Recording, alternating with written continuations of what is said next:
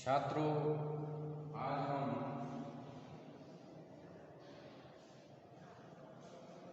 नरेश मेहता जी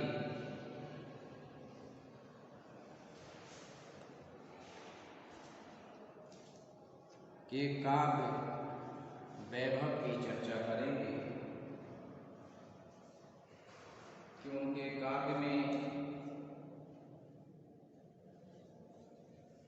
कौन कौन सी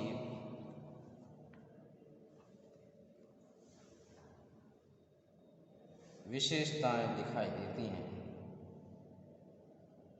नरेश मेहता जी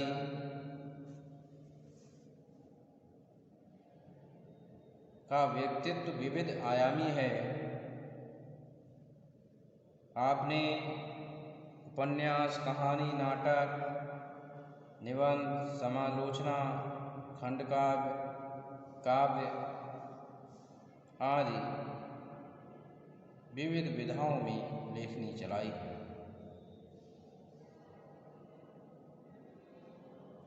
मेहता जी ऐसे साहित्यकार हैं जो छायावाद, प्रयोगवाद, प्रगतिवाद की सीढ़ियों को पार करते हुए नई कविता तक आए हैं।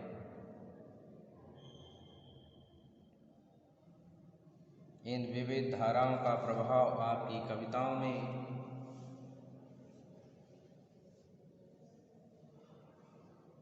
विशेष रूप से देखा जा सकता है।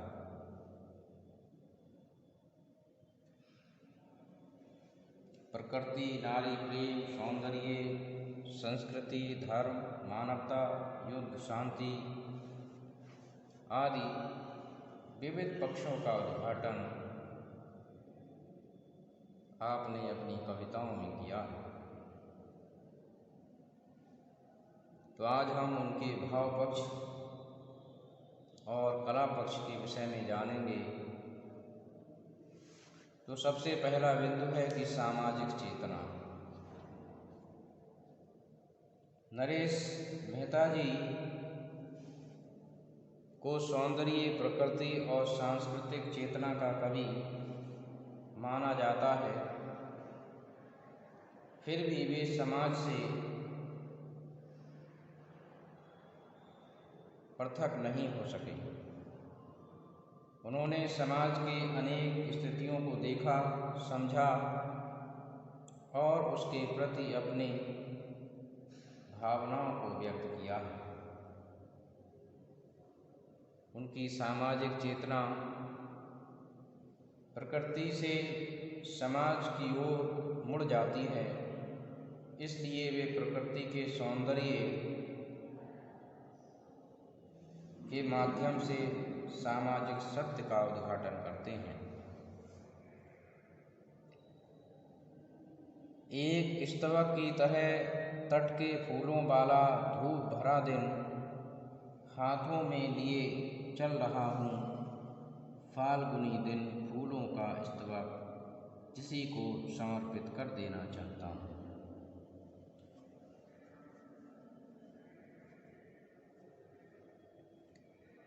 दूसरा बिंदु है सांस्कृतिक चेतना। नई कविता ने भले ही सांस्कृतिक बोध से नाता तोड़ा हो, परंतु नरेश मेहता जी उससे अलग नहीं हो सके। उनका सांस्कृतिक बोध उनकी कविताओं में अनेक रूपों में परिलक्षित होता है। मेहता जी ने वैदिक वातावरण के माध्यम से भी सांस्कृतिक बोध को स्पष्ट किया है कि वसुधा करने लगी मंत्र से वासंती रथ का आह्वान।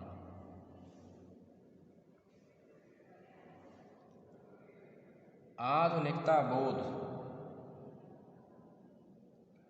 आधुनिक समाज शोषण, विषमताओं, व्यवस्थाओं, मूलहीनता, यांत्रिकता, अजनबीपन जैसी स्थितियों को आपने अपने काव्य में व्यक्त किया है। व्यक्ति का जीवन त्रासद बन गया है, कवि इन स्थितियों से कैसे दूर रह सकता है। कवि ने संशय की रात में राम के मन की विवशता और पराजय और संकट के गंभीर क्षणों को आधुनिकता बोध की शैली में प्रस्तुत किया है कि एक अनुत्तरित संशय का सर वृक्ष हरा हरा रहा मुझ में पीपल सा अहोरात्र। मानवतावादी दृष्टिकोण।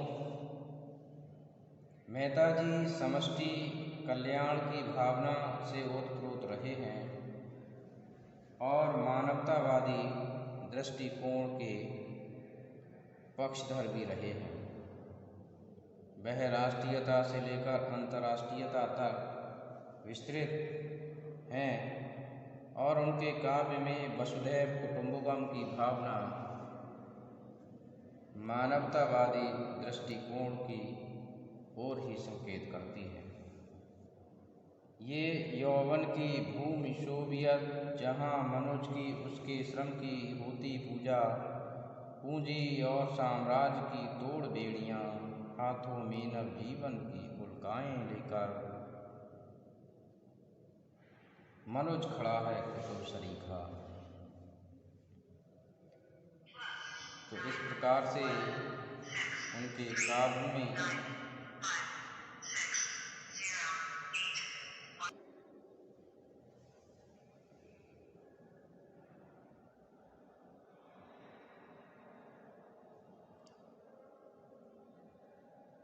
लोक मांगल्य की भावना भी आपके काव्य में देखने को मिलती है। भारतीय साहित्य में काव्य के प्रयोजनों में लोकहित को सर्वाधिक महत्व दिया गया है। फिर नरेश मेहता जी की लोक मंगल की भावना से भला कैसे दूर रह सकते हैं। वे इसी ओर संकेत करते हुए लिखते हैं कि हमें शेष से जोड़ो कांटों पे काई के बंधन, मांगो सुंदर मेहराबों की पाथर का राग। तो इस प्रकार से लोक मंगल की भावना उनके काव्य में देखने को मिलती है।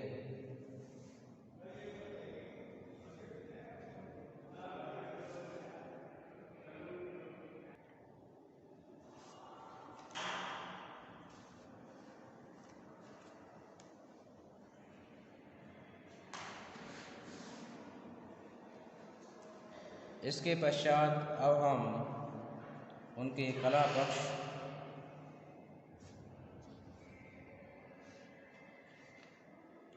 को जानेंगे।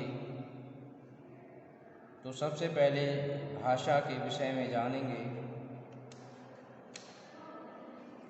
क्योंकि भाषा अभिव्यक्ति का सतत माध्यम होता है और भाषा जितनी सशक्त होती है, भाषा जितनी भावों के अनुकूल होती है, प्रसंगों के अनुकूल होती है, उसकी संप्रेषण शक्ति उतनी अधिक होती है। तो आपकी भाषा में नवीनता, मौलिकता, प्रभावशीलता, प्रेषणीयता सब कुछ देखने को मिलता है।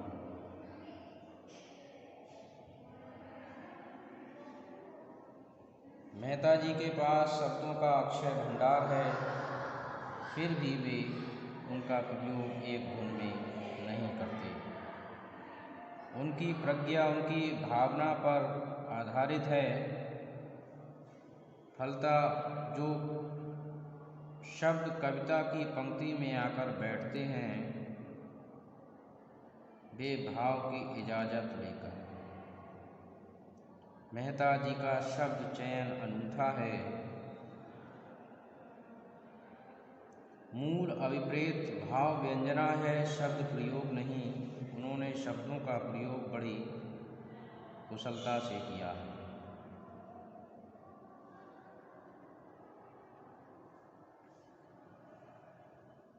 उसके बाद अब हम छंद विधान को देखते हैं। मेहता जी ने छंद योजना विशद, व्यापक एवं सार्थक है। आपने मुक्त छंद के प्रयोग में कवि ने लयात्मकता को प्रधानता दी है। उनके छंद भाव गति के अनुसार चलते हैं। उनके छंदों में कोमलता और चित्रोपमता है। अब हम अलंकार विधान की बात करते हैं। कवि ने अपने काव्य में शब्दालंकार, अर्थालंकार दोनों का ही प्रयोग किया है।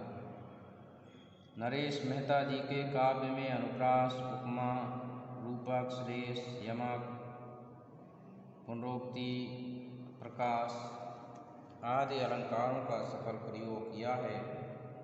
मेहता जी ने पाश्चात्य काव्यशास्त्र के अलंकार मानवीकरण को भी अपनाया है। इसके पश्चात बिंब विधान की यदि बात करें तो बिंब कवि की चेतना का प्रतिबिंब होता है।